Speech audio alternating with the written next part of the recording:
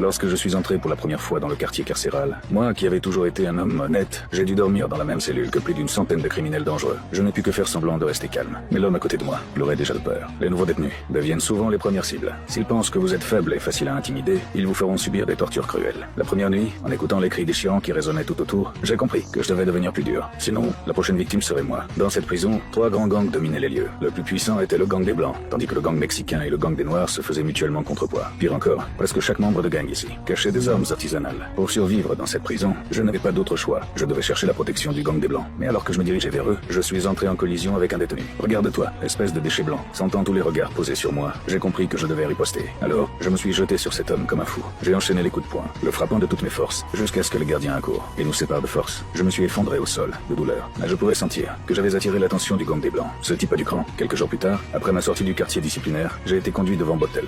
Il était le bras droit du gang des Blancs. Bottel m'a dit qu'il appréciait ma brutalité. Puis il m'a demandé si je souhaitais bénéficier de leur protection. Parce que dans cette prison, sans la protection d'un gang, survivre ou non était déjà une question en soi. Mais accepter leur protection